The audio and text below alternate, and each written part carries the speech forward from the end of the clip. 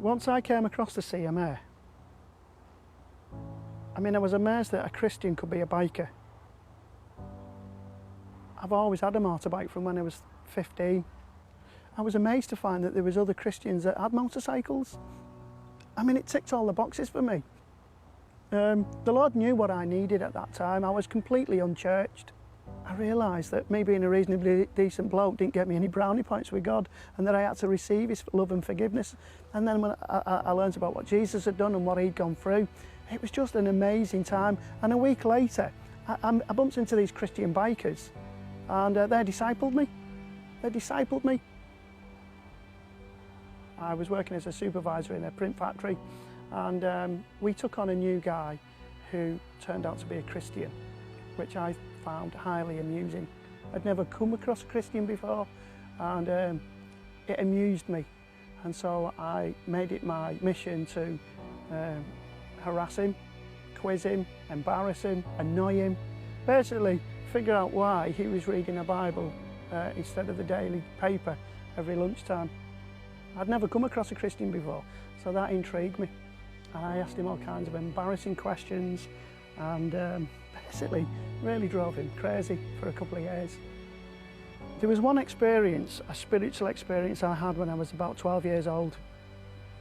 And this experience was always in the back of my mind when I was ridiculing Neil. When I was 12 years old, I ended up living with my grandmother. And I didn't like the house. I always found the house spooky, and I used to think there was somebody watching me. And it became clear to me as a young child that the house was haunted, and we would be visited in the night, and we'd be disturbed, spoken to, or they would pull our clothing, and sometimes we would see them. Now, we soon left that home, and those experiences ended. But many, many years later, when I was ridiculing Neil for having a faith in a God, in the back of my mind, I knew that there was more to life than the physical realm. The only thing I did religiously was go to the pub on a Friday night.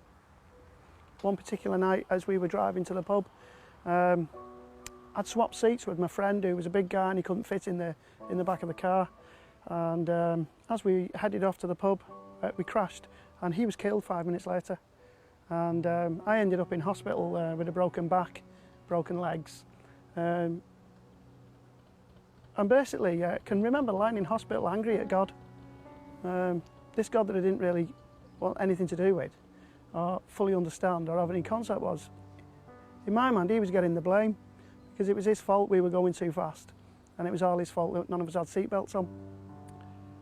When you've been in a situation like that, where you've been trapped in a car with your friend who's passed away because of the crash, and your other two friends are horrifically injured, it makes you look at your own life and the fragility of life, and where would I have been if I hadn't swapped seats. And I never took the mickey out of Neil ever again. I came out of that hospital broken emotionally and physically. And then one particular day, Neil came over to me and he says, "The Lord's told me to pray for you." And as Neil prayed, and I can't remember what he prayed, but as he prayed, I just felt this presence draw near me. There wasn't just me and Neil there. I felt this presence come near me. It absolutely terrified me. Thinking back to when I was a child, part of me knew that there was more to life than the physical. I always knew there was a spirit world. I'd experienced as a child the negative side, and it had frightened me. It had frightened me and scared me. When I came across God, all I felt was peace and love. I remember opening an eye, and Neil stood there with his arms raised, and he said, "Sid, did you feel that?" And I said, "I did." He said, "That was the Lord." And I said, "I know." After an experience like that, you would think that you would run to God, wouldn't you? But to be honest, I never. I ran from God. I ran from Neil. I ran from everything. And I went to the Middle East, and I took a contract as a manager in a print factory. I wanted to forget the crash, forget the accident. I was still hurt inside, and basically thought that I could just run away from all my troubles. And within 12 months, I made a complete mess of my life. I'd fell out with my boss. I'd started drinking. I was smuggling booze in from Bahrain. I got caught. I fled to Egypt to get away from my boss because I was told he was going to have me for absconding on my contract, and ended up coming back home with nothing. Bumped into Neil again, And he gave my wife a job. And the printing business had really took off now with the Word for Today. He bought himself a really big printing press from Barcelona.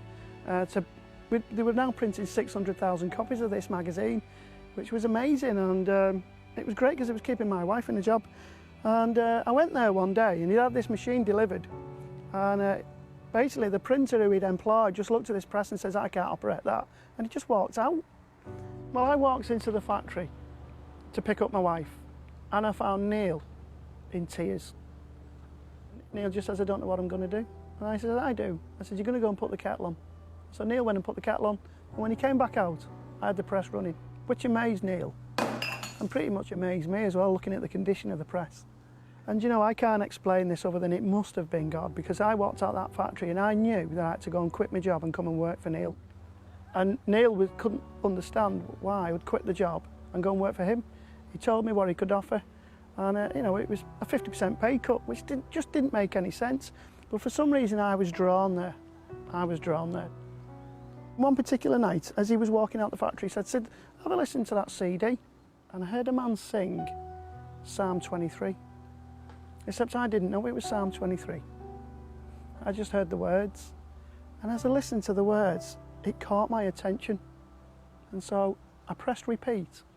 And I listened to him singing about walking through the valley of the shadow of death, that he would fear no evil, that he would restore my soul. So I'm now sat in this factory with my arms raised in the air, crying, floods of tears,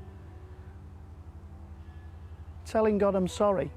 Don't even know who God is, but I'm telling him I'm sorry, asking him to forgive me for the things that I've messed up in my life. And that presence that I felt years earlier when Neil prayed for me, I felt that presence come near me again. And I just knew that me and God were in that factory on our own, and that he was taking away all the hurt, all the pain, all the rejection, all the mess, and just filling me with peace and love. That's when I stopped running from God. That was the day that I acknowledged him, that I said I needed him, and that I wanted him to draw near to me.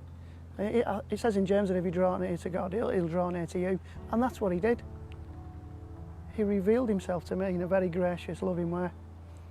And that was the start of an amazing journey.